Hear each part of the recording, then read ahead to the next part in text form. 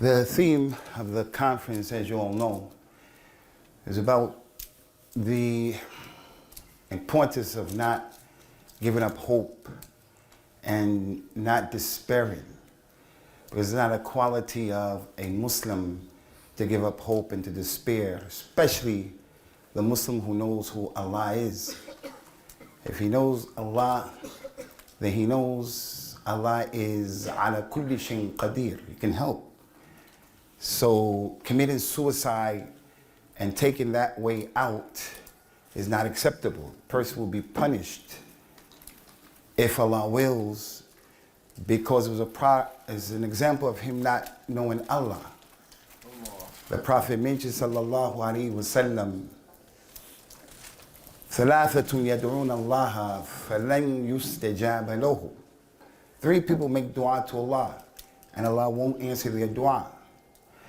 The first person he mentioned, رجل كانت تحت امرأة سيئة الخلق فلم يطلقها. That's the man who's married to a woman who has very, very, very bad akhlaq, and he won't divorce her. This hadith is not talking about my wife, it's not talking about your wife. Been married to my wives for some time. They get upset with me, they get angry, and maybe I will see or hear something from them that is not okay. But they know their limits. But she may get upset. So I don't want anyone to take this hadith to think that this hadith is talking about the Muslim woman who's making jihad, doing more for the children and more for the Ahl-e-Hadith than the husband is. This hadith is not talking about her. This hadith is talking about the man who's married to a really bad woman. She doesn't listen, she doesn't practice, she may even go out and do things behind his back, and he won't divorce her. Although that relationship is toxic, it creates problems for him, for the children. He swears, he's fighting. The point of that hadith is Allah won't accept his dua because he has weakness in his tawakkul. He says, I love her, and so he won't get a divorce, although she's causing him to go to the nar of Jahannam. So the point here is, the Muslim is the person who has to have tawakkul on Allah. He doesn't give up hope. There's always help coming. So what I want to talk about today is really important in terms of not giving up hope. And I really want to address some of the younger brothers who, because of their youthful exuberance, lack of experience, ignorance, they make decisions. Young people make decisions that are a problem. And that's why there's a hadith that is weak, is fabricated, that said being young is like being majnoon. That's not authentic, but it has some truth to it. Young people make decisions, and those decisions come back to haunt them. We've all done that, everybody here. And that's why the hadith is important as this masjid moves forward and the Jamia of Ahl-e-Hadith moves forward. The hadith said, Al-baraka ma'akabirikum. The blessings are with the elders. Doesn't mean the elders don't make mistakes and they have all of the answers, but the more experience you have, the more common you are. That's why you'll never find a person who's older ever going with a bomb to blow innocent people up and to kill them in London or anywhere else. Talking about that's jihad. That's jihad, Palestine, Iraq. No older person is going to do that. The one who does that is a teenager, the one in his early 20s, young people. The Prophet described the youngsters, sallallahu alaihi wasallam, or the Khawarij, Hudatha al-Asnam, Sufaha al-Ahlam.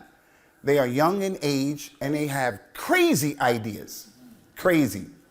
So today's talk is geared mostly to the youngsters, brothers and sisters, who make decisions that are a problem.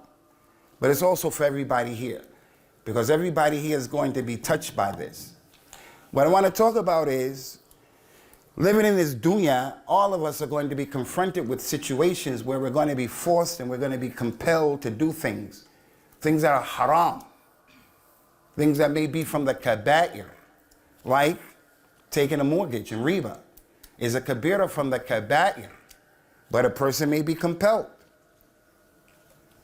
All of us are going to be faced with a situation where you go to court, and in the court, when the judge comes in, the guy in charge of the court, he says, all rise, and everybody has to stand up out of respect for the judge who's not a Muslim. Abdullah bin Abbas, he said, when the Prophet used to come to us, sallallahu alaihi wasallam, we would not stand up for him because we knew he hated that. It was a sign of social hypocrisy. You'll stand up for this one, but you won't stand up for that one. He said, "Man ahabba an-nas an yatamathala lahu qiyaman falyatabawwa maq'adahu min an-nar." Anyone who expects and wants people to stand up for him, let him prepare his place in the hellfire. Because it's a sign of arrogance. But we'll stand up for the Amir of the Jamia, and we'll stand up for the Imam of the Masjid and the Hafiz. But when the African revert or the white revert or someone comes miskeen, we won't stand up for him. And that's not from brotherhood. That's not brotherhood. So you go to the court, you shouldn't stand up for the judge. So I go to the court. They accuse me of something. I go in the court, I'm black. I got one strike against me. Before I even get through the door, they see my clothes, I'm a Muslim, 2 strikes against me. They didn't even hear my case. And then when the judge comes in, all rise, I sit there. They say, Mr. Zahabi, why you don't stand up? Prophet Muhammad, I don't stand up for anybody. 3 strikes, you're out. Put him under the jail. So now I'm forced to stand up. Something I don't want to do. And they may ask me, swear on the Bible. Maybe I will, maybe I won't. I don't know. But you're compelled to do things. And that's why it's important that we get knowledge of our religion and not be those people who always are asking questions and we don't learn for ourselves, so that you can get the fiqh of being compelled. It's not up to you and your desires to say, I'm compelled, I'm not compelled, and you're ignorant. You have to know your religion. So anyway, as it relates to our community, the sister from Halifax, her father, mother, forced her to marry her cousin. She doesn't want to marry her cousin, and it's not permissible for her mother and father to force her to marry her cousin. In 2023, this is still happening. 1445. And Al-Mustafa, sallallahu alayhi wasallam, said, La tujbiru, fatayatikum ala al-nikah. Don't force your daughters to get married. So she's forced into the marriage. She's compelled. How does she deal with it? The lady is married to a Muslim husband who's a tyrant. He doesn't know the hudud of Allah. But if she doesn't listen to what he wants and when he wants it and how he wants it, she may get divorced or she may get beat up. So she's compelled. So everybody is going to be in a situation. Everybody. But I want to address the youngsters who make decisions due to compulsion that jam up their situation. Like, we want you guys to go to the university and to get educated and to help your families first and foremost and to help the community of Al-Islam. We need people who know about the issues of the dunya in the West. All of us can't have fish and chip joints. All of us can't be taxi drivers. All of us can't be those type of, people who have those jobs. There's nothing wrong with that. But if all of us were that, we're a problem. It's a problem. We need Muslims who are going to be professors. Muslims are going to be in the critical parts of the society to help the Muslims. So listen, the young boy, he's in his 3rd year of the university. And he becomes religious. He starts practicing and he says, I am not going to continue my university because there's ikhtilat in the uni with boys and girls. Sometimes I have to sit with 2 girls or 3 girls in order to do my experiment.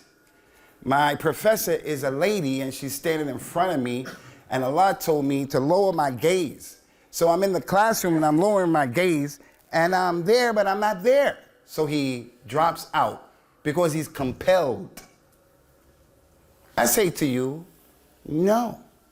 When a Muslim is compelled in this deen, Allah Azza wa Jal, who from his names, Ar-Rahman Ar-Rahim, 113 surahs of the Qur'an start with the Basmala. He is Al-Latif, he's Al-Halim. Al-Halim is gentle and kind, like your mother. The mother is different from the father. The father has little tolerance, whereas the mother can be tired, but she always has time for her little baby, to be gentle. Allah is Al-Halim. Allah Ta'ala is Al-Latif. The dua for Laylatul Qadr, Allahumma innaka afuwun tuhibbul afwa fa'fu anni. You pardon me, you love pardon, so pardon me. Listen to what Allah said about everybody here. وَلَوْ يُؤَاخِذُ اللَّهُ النَّاسِ بِمَا كَسَبُوا مَا تَرَكَ عَلَيْهَا مِنْ دَابَّةٍ وَلَكِنْ يُؤَخِّرُهُمْ إِلَىٰ أَجْلٍ مُسَمَّى. If Allah were to hold everybody on the face of the earth responsible for what they did, He wouldn't leave a single person on the face of the earth. Not one. But He gives them a chance until a particular day. So that's our Lord. Our Lord doesn't want to make things difficult for you in the university, in your marriage. He'll try you, but He didn't legislate a religion to make things difficult upon us. يُرِيدُ اللَّهُ بِكُمُ الْيُسْرَ وَلَا يُرِيدُ بِكُمُ الْعُسْرَ. He said, Allah wants ease for you. He doesn't want difficulty for you. That's why you can combine your prayer. That's why you can shorten your prayer. That's why if you're traveling, you don't have to fast. He said about Himself in the Qur'an and about His deen, يُرِيدُ اللَّهُ أَن يُخَفِّفَ عَنْكُمْ وَخُلِقَ الْإِنسَانُ ضَعِيفًا. Allah wants to lighten your burden. He wants to make it easy because mankind was created weak. There are many ayats like that. Many. He says, sallallahu alayhi wa sallam, إِنَّ هَذَا الدِّينَ يُسْرٌ وَلَنْ يَشَادَ الدِّينَ أَهَدٌ إِلَّا غَلَبَ. This religion of Islam, there are a lot of things to do, but it's a religion that's easy. Anyone who tries to come into Islam and do everything, he's going to be overwhelmed. I saw with my own eyes people who were born and raised as Muslims who used to get high, they were wilding out, they were in the streets, they weren't practicing, they made tawbah. I saw people were reverts, they came into the religion. And as new Muslims, practicing Muslims, they tried to do everything. And then after a year, 2 years, they left the religion because they have the burnout. You have to take it easy. And that's why the most beloved deed to Allah is that which you do with consistency, wa in qalla, even if it's a little bit. So what's the point? I want to show you, brothers, some ayat of the Qur'an and some incidents that happened that maybe some of you don't even know, to let it become crystal clear to everybody here. When you are compelled, as the Al-Qaida Al-Usuliyya says, إِذَا دَاقَ الْأَمْرِ اتَّسَعَ. If things get tough for the human being, Al-Islam opens up the way for you. Opens and makes it easy. But you have to have knowledge. You can't be like the ordinary Amr, Bakr, and Zayd, who you just always go to the Imam. What's the ruling? What's the ruling? He says halal. You say, okay, halal, and you walk away. No, you have to read. And you go to the Imam, you say, what's the ruling? He says halal. You say, mashallah, can I have the dalil? We have to learn our religion. I keep telling the brothers that I meet from Ahl-e-Hadith, and I bite my tongue for no one. Ahl-e-Hadith is not a football team like Manchester United. I like Liverpool. I'm not really into football, but I like Liverpool. Ahl-e-Hadith is not Manchester United, Liverpool. That's not that. It's what Al-Imam Abu Hanifa said. Abu Hanifa, the Imam, rahmatullah alayhi. He said, إِذَا صَحَّ الْحَدِيث فَهُوَ مَذْهَبِي. If the hadith is authentic, then that's my madhab. That's our religion. So we have to learn. The first issue I want to share with you, brothers, and they get increasingly more severe, so pay attention, is what Allah mentioned in the Qur'an about our dietary law. حُرِّمَتْ عَلَيْكُمْ الْمَيْتَةُ وَالدَّمُ وَلَحْمُ الْخِنْزِيرِ وَمَا أُحِلَّ لِغَيْرِ اللَّهِ بِهِ والمنخنقة والموقوذة والمتردية والنطيحة وما أكل السبع إلا ما ذكيتم وما ذبح على النصب وأن تستقسموا بالأزلام ذلك الفسق. Made haram for you people to eat. You can't eat blood. You can't eat dead animals. You can't eat khinzir. You can't eat an animal that was slaughtered for other than Allah. You can't eat the animal that wild animals ate him unless you're able to slaughter it before he dies. But if you come to an animal that other animals ate it, you can't eat him. You can't eat the animal that fell from a high place. You can't eat an animal that was choked to death. You can't eat an animal that he was gored by another animal. All that's haram. You can't eat any of those animals, any of them. And Allah said, that is bad. Pay attention. All of that's haram. And then Allah mentioned some other issues, and then he ended this ayat with the point. فَمِنِ الطُّرَّ فِي مَخْمَسَةٍ غَيْرِ مُتَجَانِفٍ لِلْإِثْمِ فَإِنَّ اللَّهَ غَفُورٌ رَحِيمٌ. But if anybody is forced and compelled to eat any of those animals, Allah is Ghafoor Rahim. Pay attention to those two characteristics of Allah. Allah is Ghafoor Rahim, for the one who had to eat this and that and this and that. Let's just look at the pig. In Syria, because of the situation that they've been dealing with all these years, Syrians are eating grass. Syrians have been forced to eat rats, dogs, cats, whatever they can find. You sitting here in the Masjid in Halifax, and you're gonna have a nice lunch and a nice dinner, you'll say, no way in the world am I going to eat a rat, a cat, or a dog. That's because you have food.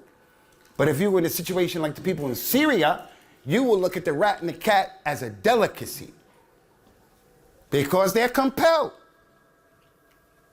And if they were to do that, it's not haram for them. But they have to know some fiqh about how much should they eat. You can't take the dog and just make dog curry, fried dog, barbecue dog. You eat enough, you drink enough to live another day. And this is important. Allah wants us to live. He says, sallallahu alayhi wa sallam, khayrukum man tala umruhu wa hasun amaluhu.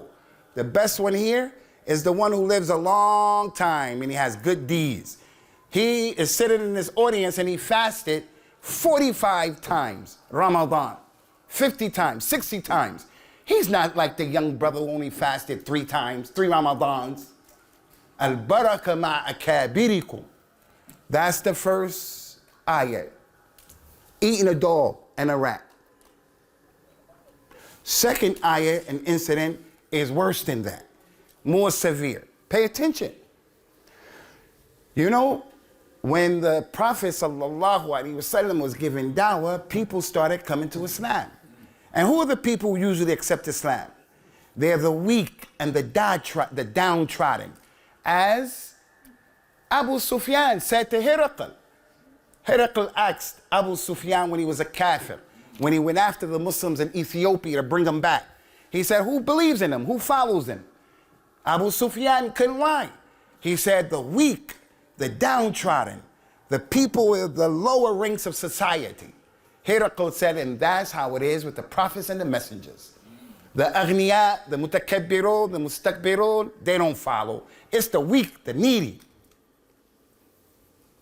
So when he started giving dawah, many of the slaves became Muslims. There were slave girls who became Muslims. So her master was a kafir. She became a Muslim. Slavery in Jahiliyyah was a way of making money. They used to sell khamr. They used to do highway robbing. They used to gamble. Same way people grind and hustle right now. They used to do all of that. Madness. They would invite you, come. You, your brothers, your father, come to our tent. You're going to eat. When you come, they put you into slavery and sold you off. Prophet Muhammad said, anybody who does that, Allah won't look at him Yawmul Qiyamah and he's going to get a punishment. They used to do wild stuff. One of their hustles was prostitution. So the master will force the girl to make zina. So what is she going to do? She doesn't have a tribe. No one's going to help her. All she has is Allah. That is the real meaning of La hawla wa la quwwata illa billah. She had nobody. Rasulullah had people to protect him. Abu Bakr, Umar, Uthman, Ali, they had people to help her. That slave girl, nobody. Like Bilal, like Ammar, like Sumayya, like those people. So anyway, the leader of the Munafiqeen, Abdullah ibn Ubay ibn Sulul, he was the leader. He had slave girls. He used to make them go out and make money for him. And then Allah revealed this ayat. More severe than eating a rat or cat. More severe. وَلَا تُكْرِهُ فَتَيَاتِكُمْ عَلَى الْبِغَاءِ إِنْ أَرَدْنَا التَّحَصُّنَا لِتَبْتَغُوا عَرَضَ الْحَيَاةِ الدُّنْيَا وَمَنْ يُكْرِهُنَّ فَإِنَّ اللَّهَ مِنْ بَعْدِ إِكْرَاهِهِنَّ غَفُورٌ رَحِيمٌ. Do not force the slave girls to do bigha. Bigha is prostitution. That word is in the Qur'an, prostitution. Like the word khinzir, I just said it. حُرِّمَتْ عَلَيْكُمُ الْمَيْتَةُ وَالدَّمُ وَلَحْمُ الْخِنْزِيرِ. When I moved up in the north 15 years ago and I was in Keithley, and I see some of the brothers, and we would say, the word khinzir would come out. Just come out. I would see the youngsters do like this. Khinzir, khinzir. I never saw that before. I said, what's up? Why you guys do that? They said, this is what we were taught. That if you do this, then you will be protected from the evil. I said, that's hocus pocus. That's khurafat. It's not okay for Muslims to have that. It's madness. We're people of Islam. I want you to make dua for me. I want you to make dua because my mother's going to get an operation. La samahallah. My son is going to do an exam. So I sing you an emoji with hands like this saying, make dua for me. Do we make dua like this? As a question to you, do we make dua like this? So to send a emoji saying make dua, this is a form of kufrun billah. Christians make dua like that. People from the Orient, Chinese people, they make dua. I saw a few weeks ago, months ago, the oppressive Prime Minister of India, when he went to America and he met with the Congress and the senators, he went in there doing this. That's what they do. Why would you, person of a Tawheed, of Al-Islam, send that kind of emoji? So from this point on, how do we make dua? I want to ask you, how do we make dua? How do we make dua? So some of you know, most of you don't. Okay. We make dua like this, like this, like this, like this, like this, like that. All of that. We even can make dua like that. But that's how we make dua. Don't send those emojis. As it relates to the issue, khinzir, khurafat. Hazar nazar, khatam, khurafat. Shirkum billah. Take the deen, we'll be okay. So Allah Ta'ala said in this ayat, don't force those women to do this. After it's clear that they want to be pure and upright. And if anyone forces them, like the munafiq, the kafir, anyone who forces them, Allah said, Allah is Ghafur Rahim. Ghafur Rahimahu. The kafir? The sayyid? No. I'm the lady that was forced to do that. That's a big crime. Nobody wants that. I saw with my own eyes. Helping the Syrians go into Lebanon. The lady has 7 children, and she escaped from Syria with her 7 children. She is a refugee. I saw in Kassala, Sudan.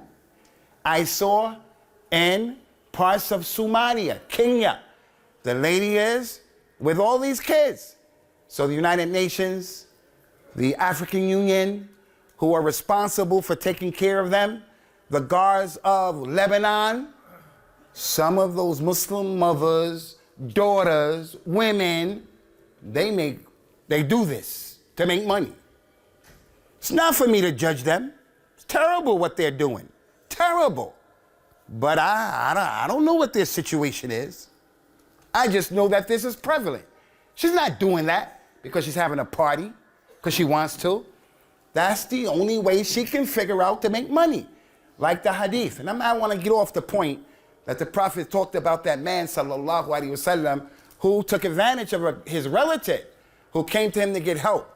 He said, I'll give you help, but you have to do that. She said, no way. She went away. But she needed the money. That's a hadith. She came back.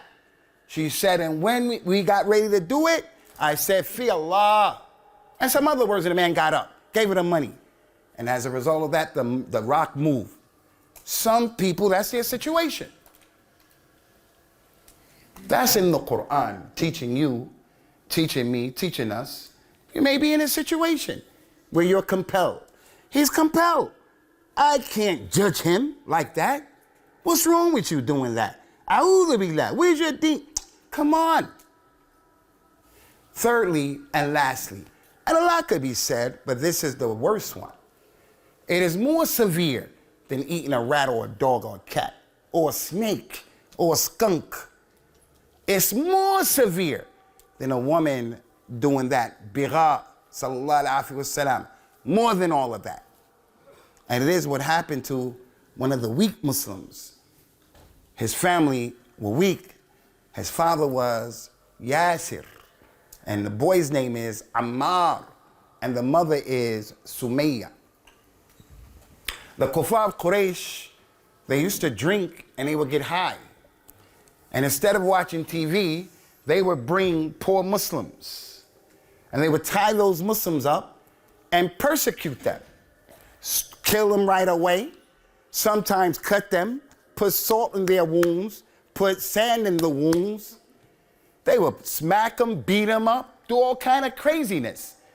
And people like Bilal would say, Ahad, Ahad, Ahad, Ahad.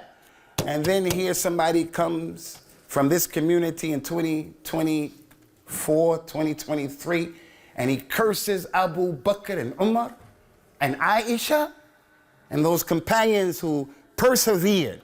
I'm going to tell you something, and I bite my tongue for nobody. I'm going to tell you straight up.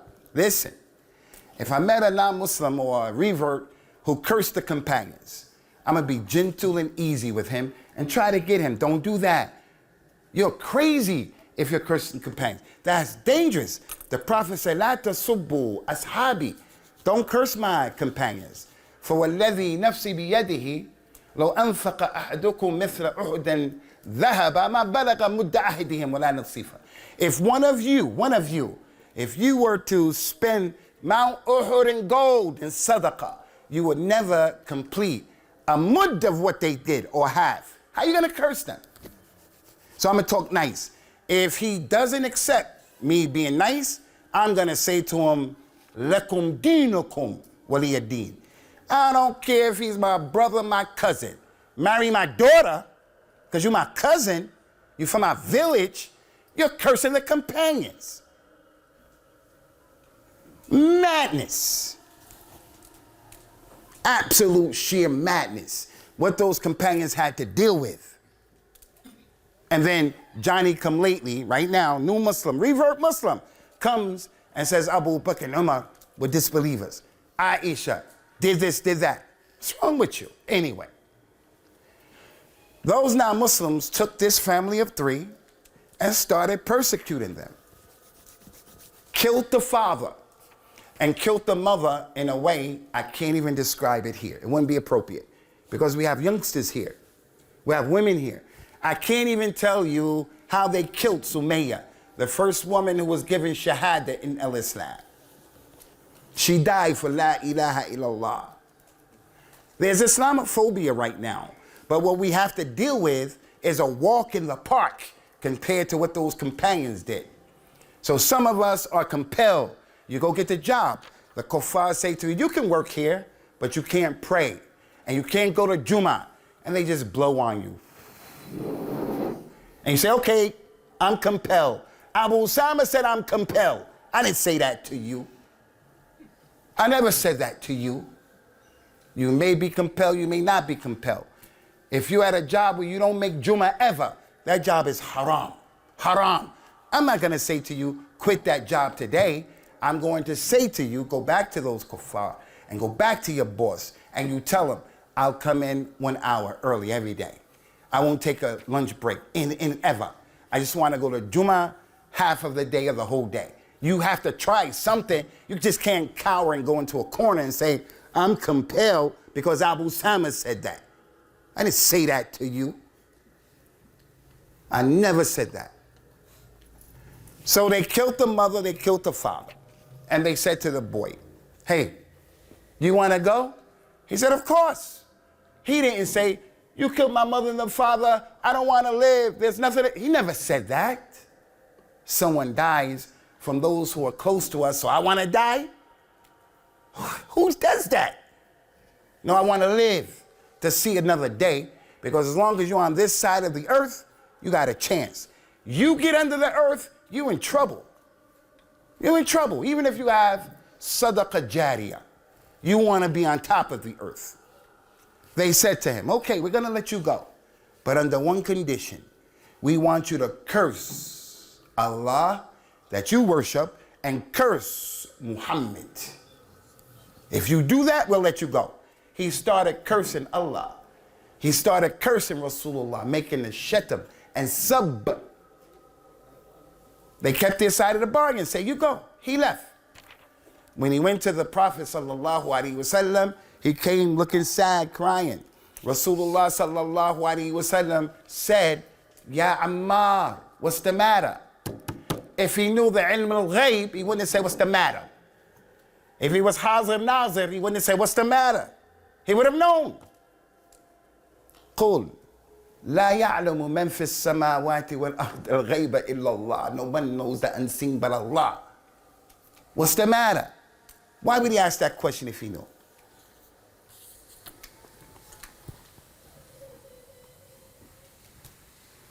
He said, Ya Rasulullah, they did this to my mother and my father.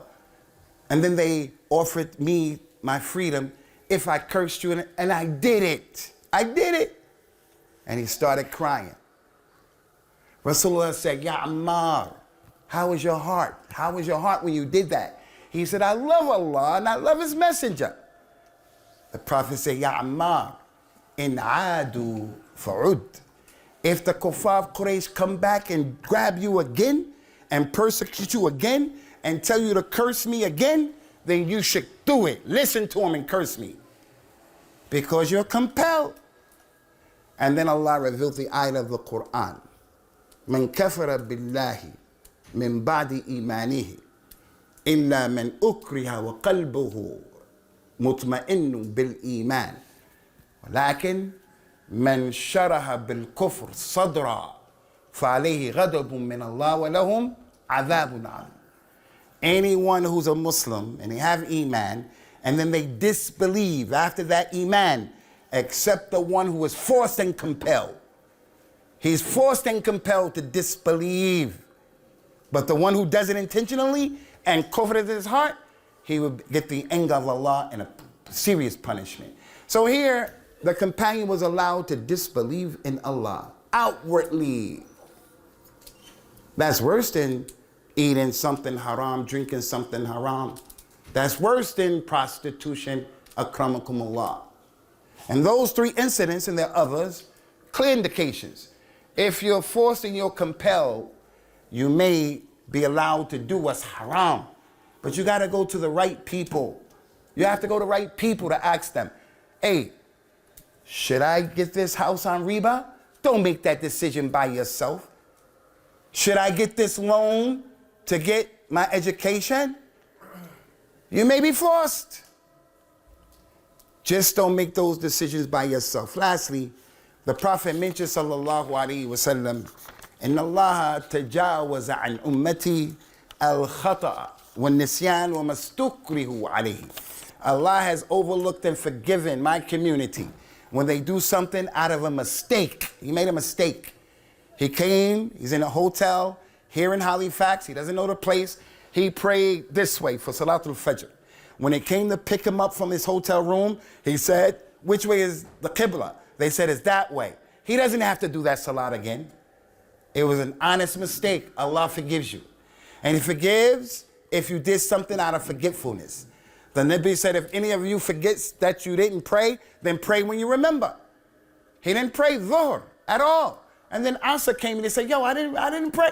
Just get up and pray. You're not even guilty. Adam forgot and his children forget. The last two ayat of Surah Al-Baqarah. Those two ayats, Amin al-Rasul. Anybody reads them at the end of the day, there'll be enough protection for you. In that ayat, رَبَّنَا لَا تُؤَاخِذْنَا إِن نَسِينَا أَوْ أَخْطَأْنَا. Oh Allah, forgive us. Don't hold us responsible. If we forget or we do something out of mistake, a real mistake. And the last thing, Allah has forgiven my community when they do things as a result of compulsion. People put pressure on them. Her husband is a criminal. She knows she shouldn't do that thing, but she's scared of the criminal, the mujrim. She's scared of him.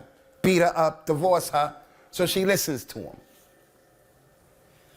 So in regards to this issue, it requires fiqh, because it's a big issue that everybody has to deal with. But if you're one of those people, follow your desires, it's a problem. So you go to the job, and there's a lady at the job, or you go for the interview, and a lady comes to shake your hand, and you say, Abu Usamah said, I'm compelled. So you hug the lady and you kiss her. And you said, Abu Usamah said that. I never said that. I said what you should say is, excuse me, with all due respect, in our religion or whatever, I don't do this, whatever, whatever, whatever. She's gonna respect you. It's like the people you work with, they respect you when you practice your religion. They don't respect us when we make a lust with Doran, trying to please these people. And then the LGBT people, LGBTQ, they come and they don't care what you think about them. They're strong and they don't give a rat's ear what you think about them. And here we come. Al-Islam, Al-Islam, Al-Jihad, Al-Jihad, Al-Khilaf, Al-Khilafa. And everything is, I'm compelled, I'm compelled. La.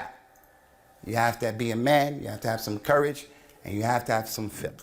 Subhanaka Allahumma wa bihamdika wa ashhadu an la ilaha illa ant astaghfiruka wa atubu ilayk.